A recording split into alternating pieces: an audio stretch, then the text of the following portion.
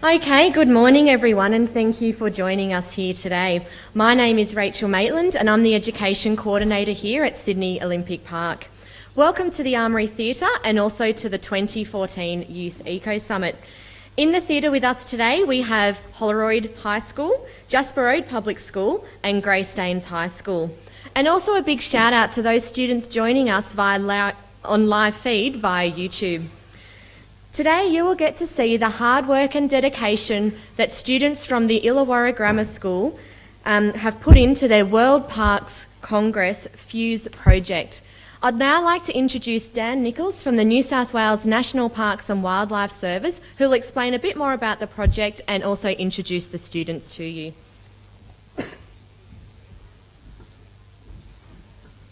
Thank you, Rachel. Good morning, everyone. Fuse is a program that has been developed by the New South Wales National Parks and Wildlife Service to link secondary schools to a major global conservation event occurring in Sydney, or starting in Sydney, in just 3 weeks' time. The World Parks Congress is held just once every 10 years by the International Union for the Conservation of Nature, the IUCN. The Congress will see conservation agencies like national parks here in New South Wales from all over the world coming to Sydney, park managers, researchers, scientists, all looking at, discussing, debating what we should be focusing on, what we should be working towards over the next 10 years for conservation sustainability. In line with Stream 8 of the Congress, which is the Inspiring a New Generation stream, this program, Fuse, has been developed to include the voice of young people at this year's World Parks Congress. Students from New South Wales secondary schools have been asked to investigate topics that will be debated and discussed at the Congress. Stream 2 of the Congress is responding to climate change. It is likely that the rate of climate change will be so great that preventing change to ecosystems will be impossible. We will instead need to consider what level of change is acceptable and what values of an area we most want to conserve. Students from the Illawarra Grammar School have used interviews, surveys and field work to find out how biodiversity managers, park rangers and the community prioritise the environmental and social values of a protected area, in this case focusing on Minnamurra rainforest. They have been researching possible future management options that will help maintain those key values. I'd like to introduce Ishara, Denali, Gordon, Uma, Georgia, Chloe and Angus, and my apologies for the ones I've missed, to detail their research, introduce their inspiring solution and their love story video to engage people in this challenging topic. Thank you very much. The Minnamurra Falls Rainforest is a small area of rainforest located in the deep northeast facing canyon at the foot of the steep Illawarra escarpment on the eastern edge of Butteroo National Park, 29 kilometres west of the coastal city of Kiama. Minnamurra Falls Rainforest is home to a unique community of subtropical and warm temperate rainforest plants and animals. Above the falls, Butteroo National Park supports communities of wet sclerophyll, forests, grassy woodlands and heath. The biodiversity of the rainforest is significant. More than 80 species of trees have been identified and 2/3 of all ferns found in New South Wales are found in this canyon. The rainforest supports remnants of one of 5 major areas of New South Wales rainforests growing at the time of European settlement. Located within a 401 hectare gully, the rainforest community thrives in microclimatic conditions that are due to its unique geology, topography and hydrology. Within the rainforest, temperatures are milder than outside and humidity is higher. The aspect of towering escarpment protects the rainforest from desiccating westerly winds and acts to increase rainfall through the orographic effect.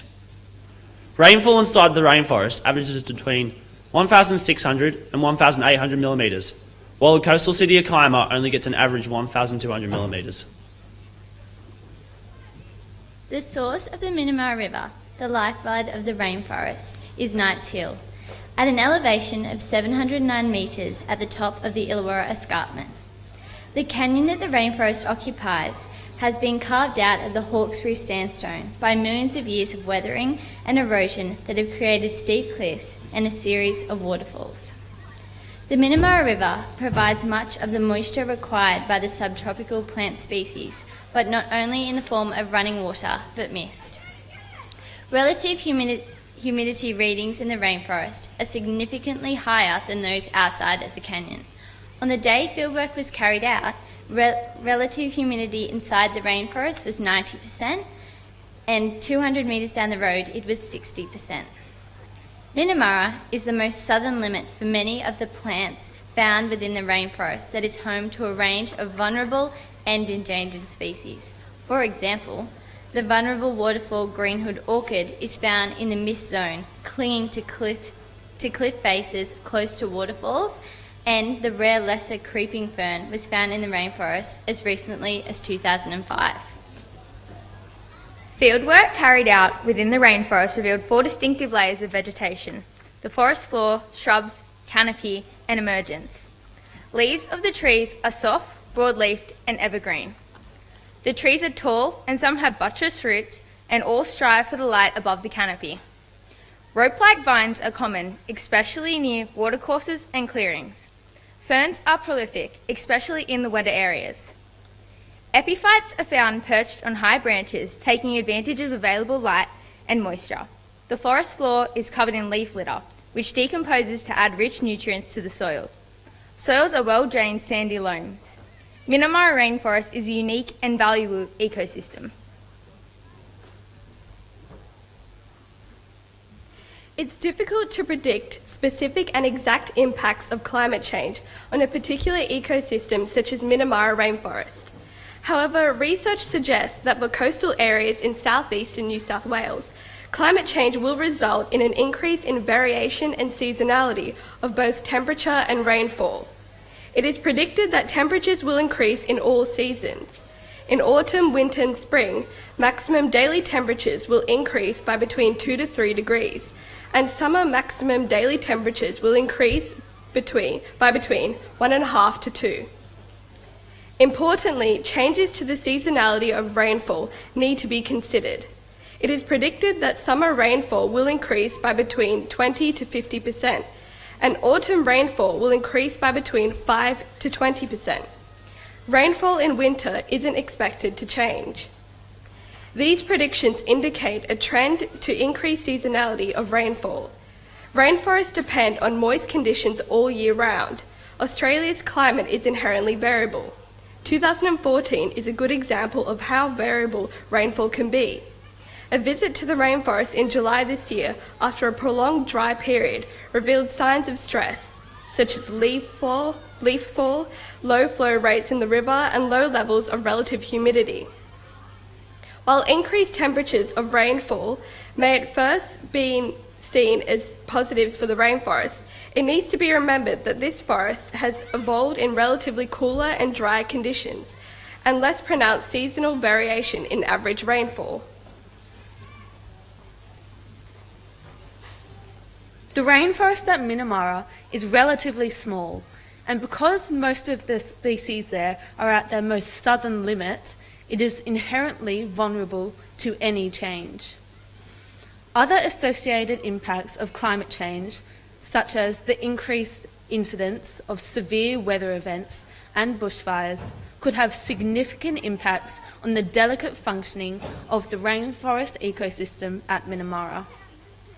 Storms can bring down forest giants, such as strangler figs. This leaves a gap in the canopy that allows in more light and therefore more favourable conditions for the spread of weeds, such as wandering dew, Cape ivy, and lantana. Heavy storms could also increase runoff and result in slope failure at worst, which could result in the localised extinction of the delicate waterfall greenwood orchid. Bushfires have been a threat in the past, such as those in 1961, and could enter the park from adjacent areas of dry sclerophyll forest. Unlike the sclerophyll forests, Trees in the rainforest are not adapted to fire. It is clear that the Minamara rainforest needs a steady flow of clean, fresh water to not only support the riparian vegetation and aquatic biodiversity, but also to provide essential humidity into the atmosphere to nourish the many ferns, orchids, and epiphytes that rely on the high levels of relative humidity. The leaves of the rainforest trees are mesomorphic, meaning that they are soft with little fibrous tissue and not adapted to dry conditions. Changes in temperature extremes and rainfall distribution could have serious impacts on the nature and functioning of the ecosystem. Changes in species composition could result due to unfavourable conditions for the most delicate species.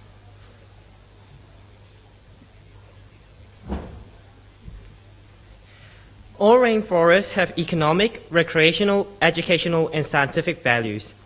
In late September, early October, we conducted a survey of approximately 100 visitors to the park, 46 adults and 50 students.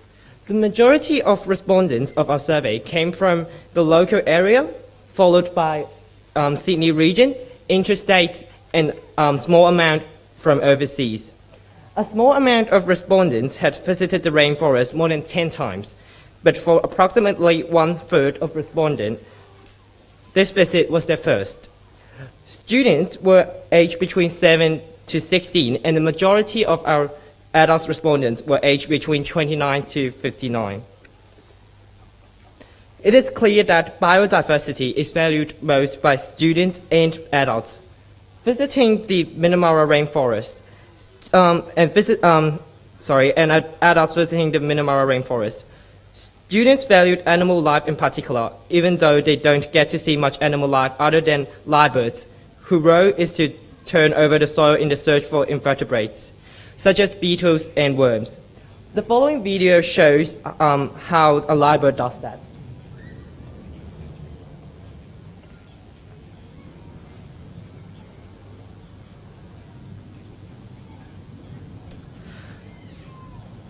The Minamara River and waterfalls are also highly valued by respondents.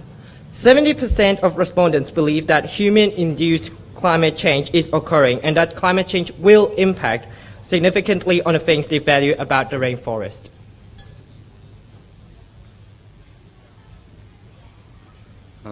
Similar sentiments were expressed by long-term local resident Dorothy O'Keefe, whose family has been closely associated with the Minamara Falls area since the latter part of the 19th century.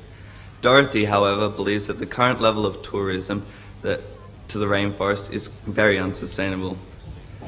Dorothy's main concerns relate to the water usage associated with the some 85,000 visitors to the park each year. The water used to flush the toilets is extracted from a small tributary of the Minamara River. The community expects the managers of the rainforest to undertake a number of strategies to protect and conserve the biodiversity of the rainforest. These strategies include the revegetation of key species, ongoing monitoring of vulnerable and endangered species, the development of weed management programs, the implementation of a quota system to reduce the impacts of visitors on the rainforest, and the mandatory washing of shoes prior to entry to reduce the possibility of introduction of exotic species. After completing this research project, we have considered a range of strategies that could reduce the impacts of climate change on the biodiversity and hydrology of the Minamara rainforest. Because there is little certainty of the exact impacts of climate change on this ecosystem, it is best to prepare a range of strategies that could be applied to a number of possible scenarios. We agree with the community that managers can continue to undertake a range of policies that could help offset some effects of climate change and introduce new measures. In addition, we believe that safeguarding the supply of water to the rainforest should be a priority. Water is the lifeblood of the rainforest. We recommend a range of strategies that would address this. The determination of an environmental flow from the Minamara that recognises the demands of the rainforest. A review of all water licences upstream of the forest. a requirement that holders of the water licences make full use of available rainwater and install rainwater tanks. The New South Wales Government could offer subsidies to achieve this. The installation of waterless toilets and rainwater tanks at Minamara Rainforest Visitor Centre to reduce the dependence on the Minamara River. Although climate change is unpredictable at this point in time, by implementing the strategies shown in our research, we are able to be more prepared for what climate change may bring. And this all starts with our love for nature.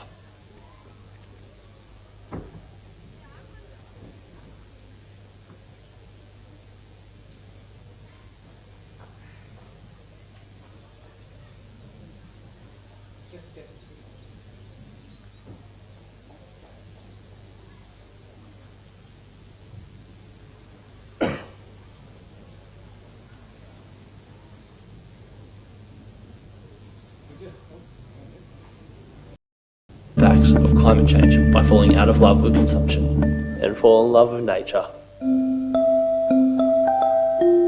Change. Change. Change. Change. Change. Change. Change. Change. Change. For a better world.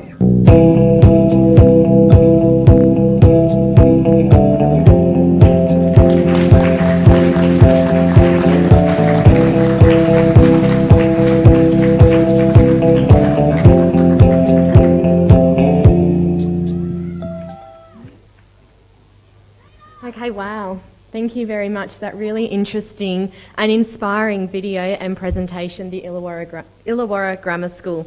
We're now going to have a short discussion and question time, which I'll hand over to Dan to start off with first. Thanks very much, Rachel. A great deal of research and time spent with those people looking after and associated with the Minamara rainforest. I just wonder to start off with, one of the things we're looking at, of course, is the things that people value about that area.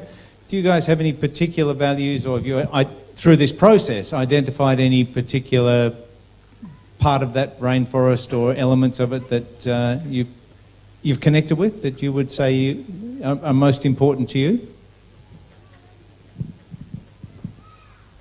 Well, when we first went to... Yeah, that's true. Who was talking about the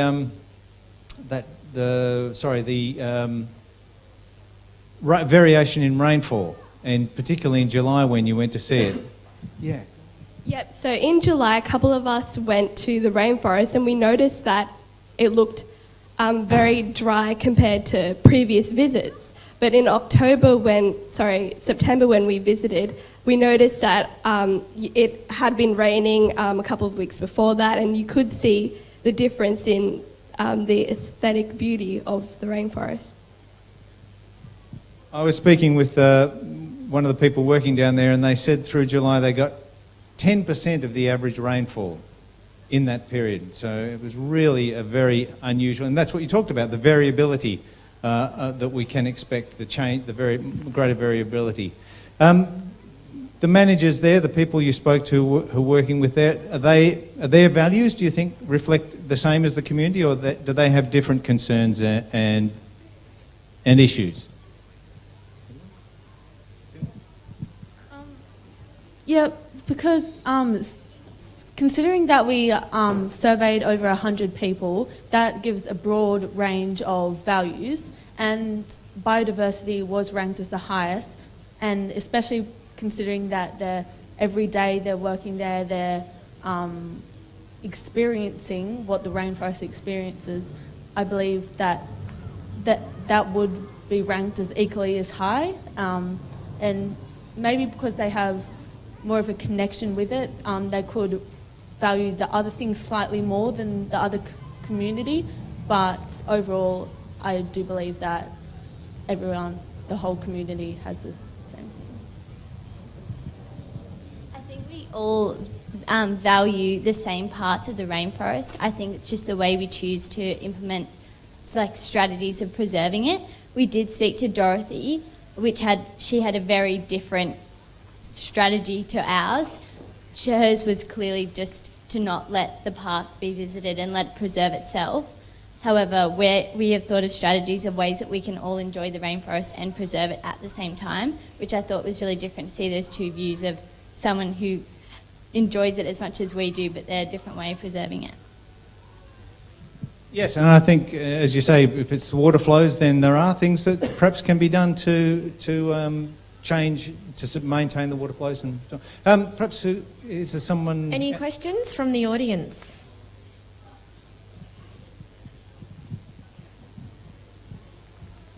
So, like,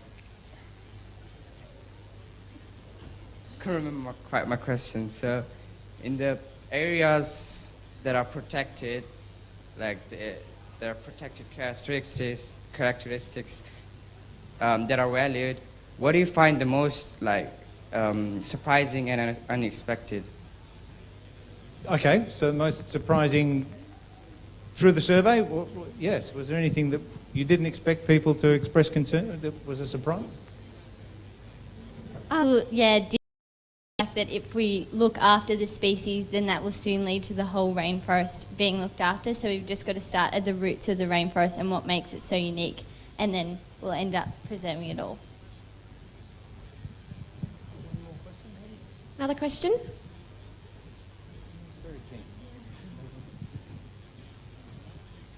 Is the Minamara rainforest condition deteriorating? And if so, what are the biggest factors that make it deteriorate?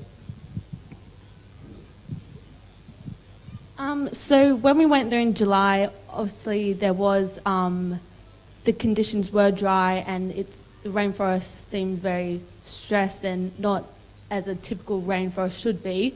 So that was surprising, and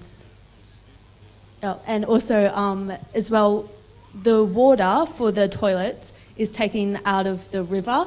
So we wanted to find a strategy that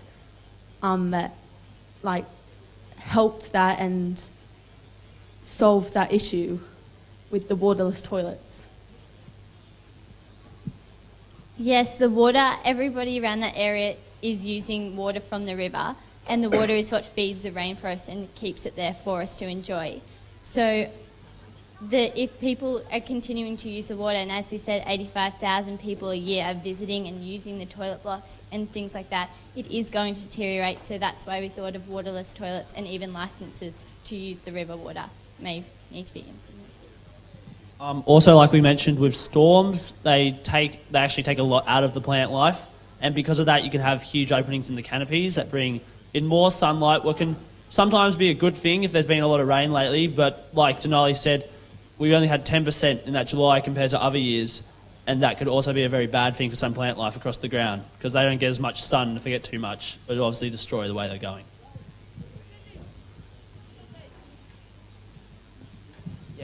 So besides water, what I think is actually maybe climate change, our topic climate change is actually the main contributing factor of this deterioration and stuff. So probably I think all of us are responsible for this change and this kind of destroyed not abnormal environment in the rainforest. So human factor and our lifestyle, our modern lifestyle, maybe one of the factors that deteriorates the rainforest.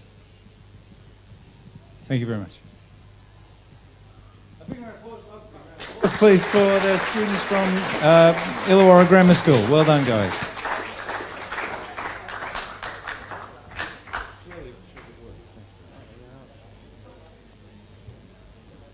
As we sign off from now, we'd really like to express our appreciation and gratefulness for the time, the effort, the energy, the creativity of all the students, those here representing the other groups, the dedicated teachers who've put their time into this, the mentors that have helped with the groups, and also to the people at the protected areas that have been visited by people taking part in the FUSE program: Sydney Olympic Park Authority, Minamara Rainforest, Royal National Park and Mungo National Park. With this project, we wanted to set the students a challenging and engaging task that would reflect the real-world challenges being investigated and tackled at the World Parks Congress starting in just 3 weeks. We wanted to be ambitious, with those tasks, and all the groups involved have responded so well and enthusiastically. So again, a huge thanks. Give them a round of applause, these guys, just as representatives of everyone else.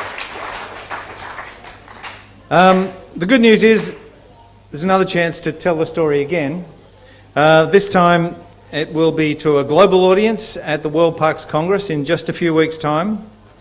The World Parks Congress starts on the 12th of November and will run for a full week, and the community in Sydney and around Australia can get involved. If you're in Sydney at the time, sort of over the web, there'll be lots of sessions and information available. But if you're in and around Sydney, on Sunday the 16th of November, Planet Fest will be being held here at Sydney Olympic Park, which will invite people, the general community, to be part of the World Parks Congress, particularly at Cathy Freeman Park where Planet Fest will be. There'll be activities for families of all ages. There'll be a pop-up park, which I've only seen some architects' images of, which looks really interesting.